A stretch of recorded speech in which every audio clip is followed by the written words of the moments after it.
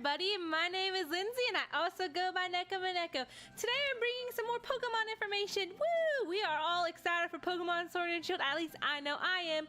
And as you know, there's been some of the first 90 minutes of Pokemon played, such as, Game Informer, Nintendo Life, and those guys that got the first 90 minutes play of Pokemon. So we got some juicy information from there, and I just kind of wanted to go over some of the things that I thought was interesting, or some things, I kind of found during those little new images we got, and just kind of wanted to get my thoughts and opinions out about those things.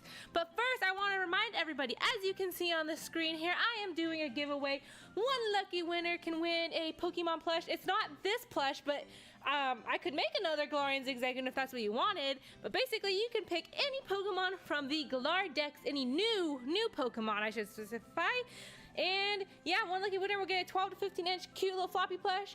During my Twitch stream on November 15th, 16th, and 17th, I will be picking one person a day to win basically what's called a Thories Sire plush, which is basically a mini version of these, and you'll win mini versions of Pokemon plushes on my Twitch streams. So yeah, I'm doing that. My Twitter, you can check out more information there on the Twitter, which is the same here as NekkoMeneko, or at LRK Creations.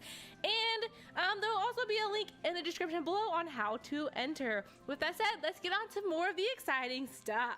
Alright, so one of the first things I wanted to go over that we learned about is you can save right before you pick your starter Pokemon. As you kind of see in this image here, there's a little starter Pokemon out there waiting for you, but you can save at this point before you pick your starter, and then as soon as you click on the starter, you'll pick which one you want.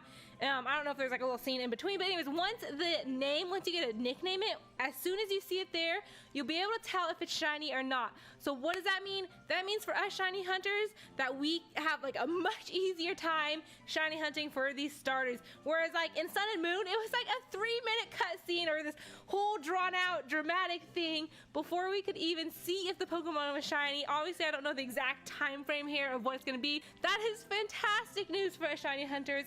I'm not fully sure if I'm going to shiny hunt my first go because I'm going to be super excited and I just want to get into the game. But I may consider it. Let me know if you'd like actually to see me shiny hunt on my Twitch streams. I don't know. I'll consider it. As you know, I did just get this shiny charm tattoo, so I do have the shiny luck with me. So you never know. I just might go about it. And as you can see here, from some of this information that came from was right here with Matt. As you can see right here, attention all shiny hunters only, can you save me before choosing? You can see the shinies right away, and there's a little gif right there that you can see them like kind of picking the little sobble, and boom, there is a nickname. You can tell if it's shiny or not. One of the other exciting news is you can now skip like the catching tutorials and stuff. As you can see, read from here, I went to my demo a bit worried. Most Pokemon games start off slow and predictable, with the standard tutorials and a lot of time spent wandering around tall grass so you can catch backup Pokemon. And then none of that really happened. They go on to say that, none of that really happened. That's because you can like skip these scenes, or like, for example, somebody watching some of these videos basically sound like, say you catch a Pokemon and they're like, oh, you know how to catch Pokemon? You're like, yeah.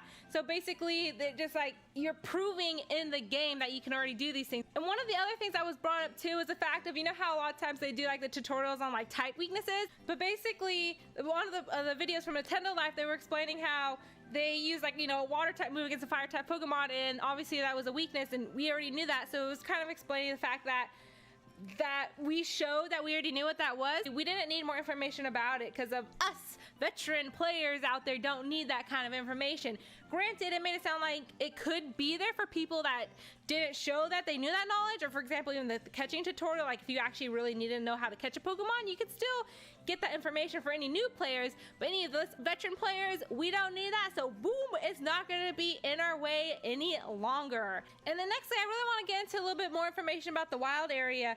As far as like when people were talking about the wild area, they've always talked about it in a way that it didn't feel like a Pokemon game, but they meant that in the best way possible. Basically, it got a lot of people saying like, felt like maybe a Final Fantasy game or Dragon Quest game, and just like it gave them hopes of like Pokemon is trying things new and kind of their Pokemon, Game Freak reaching out for the whole open world concept, kind of like, here, let's kind of test this, see how this goes, and then kind of go from there. And of course, we don't know what's going to happen as far as future Pokemon games goes, but it's really cool, and I like the idea that everybody's made it sound like it's pretty pretty big and vast, and like the idea of it, when you first go into the wild area, you know, you have like a lot to search, but there's still areas that are closed off, so you don't get like this whole thing kind of thrown at you all at once, but you still have a lot of things to search. So basically, you know, later on in the game you'll have more areas open up to you that you can search. So it's not obviously completely full open world, but it gives you just a little taste of that experience,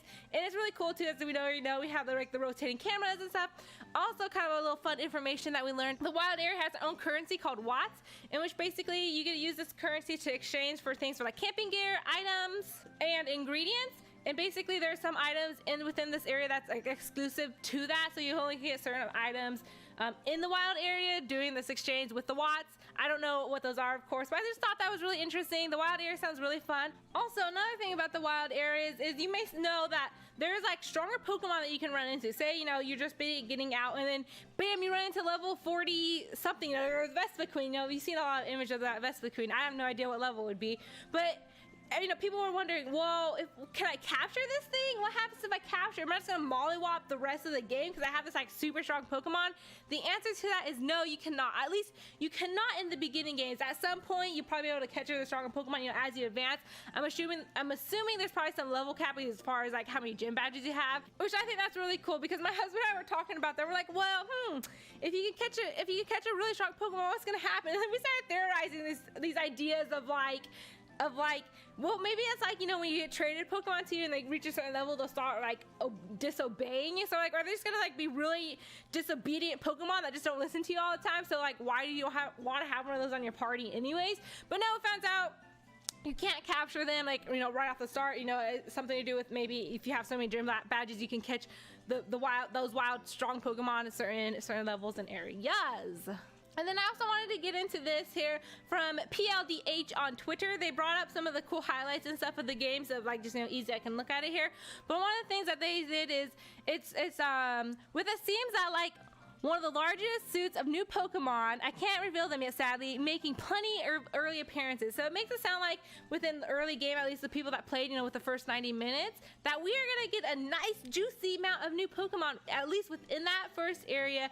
Of course, we don't know about them yet because no one's been able to share those new Pokemon, but that just makes me really excited. I'm super excited for these games. I cannot wait to see what new Pokemon I get to encounter. This is kind of my first time going into this thinking like, every time I got into a new Pokemon game, I've always looked at the entire Pokedex. I've always looked at like what there was. I like planned out my team. I knew what I was getting when I went in there, when I started.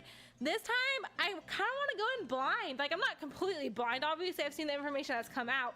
But I'm really thinking that I am not going to look at the Pokédex before I play these games.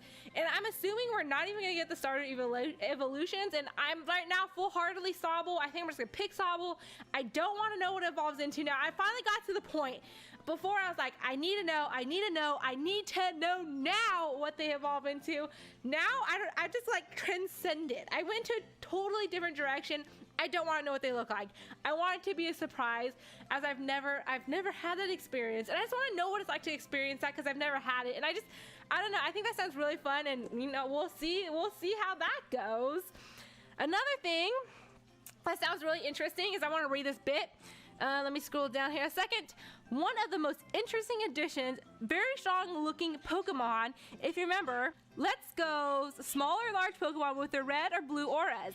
It's a similar idea. A Pokemon with a barely noticeable, which is kind of weird, barely noticeable, yellow glow will appear on a very, very rare occasion in the wild. I only saw 2 of them, and only in the wild area myself. Yellow glowing Mons have at least a couple of maximum IVs, and they have egg moves rather than regular ones too. It could potentially make looking for competitive viable Pokemon for easier, and I believe it also said something about it could possibly have like the hidden abilities or something like that. So basically that's really cool. So now we know like there's another way to like hunt for like, you know, competitively viable Pokemon. Possibly this could be a way of like shiny hunting maybe. I don't know. I know there'll probably be a new method in these games for shiny hunting. We don't know what those are yet, but we will find them out when we get there. And this is just a quick little tidbit. One thing we learned that I think is kind of interesting and fun is that right away, and I'm assuming this will probably be maybe in all Pokemon centers, maybe not, I don't know, but I know from the beginning you can change the Pokemon's moves, or delete Pokemon moves, and you can change Pokemon names, which I think is really cool. It just like gives that option to you right from the get-go, where like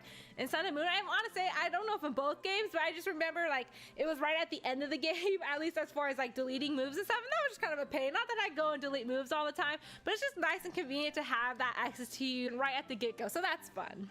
And I have one more thing that I kind of want to go over here. All right, so one of the last things I want to go over is this room. This room, I think we got a lot of little juicy information in that I just kind of picked up, and seen things for myself. So let's point those out. First thing I want to point out is this guy right here. If you cannot tell what that is a Krogunk wooden statue. Where have I seen that before?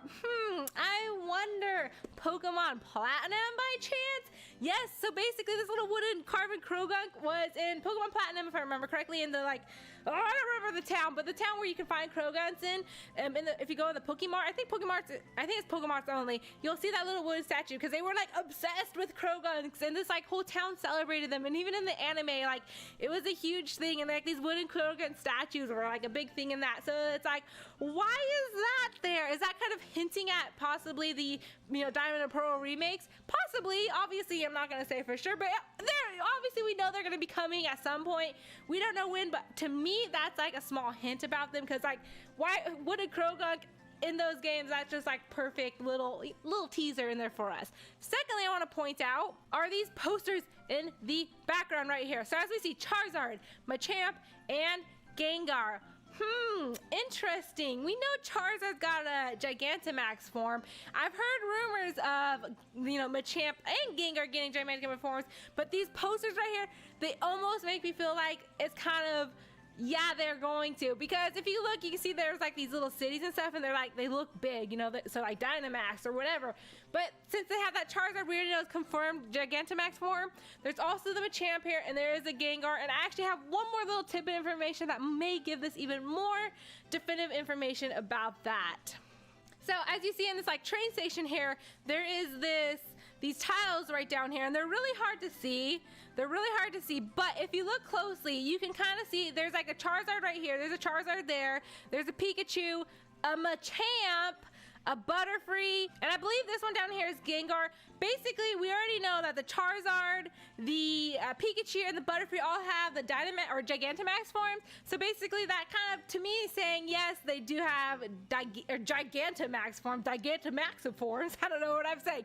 But anyways, obviously it's not proven. We won't know until we actually see it. But to me, I think that is the case. So we'll probably see some crazy Gigantamax. I cannot say that word for some reason. Machamp and Gengar. Once again, I'd have to say though, I'm a little disappointed because they are first gen. And don't get me wrong, I absolutely love first gen, but we should give some of the other gens a little more attention. Either way, I'm still super excited for it. I'm super excited for these games. I hope you are too.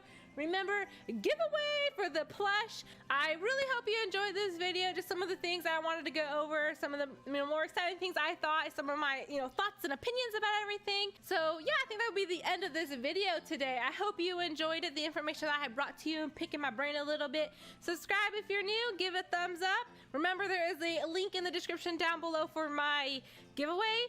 And yeah, hopefully we'll see ya next time. Bye. Bye-bye. Bye-bye.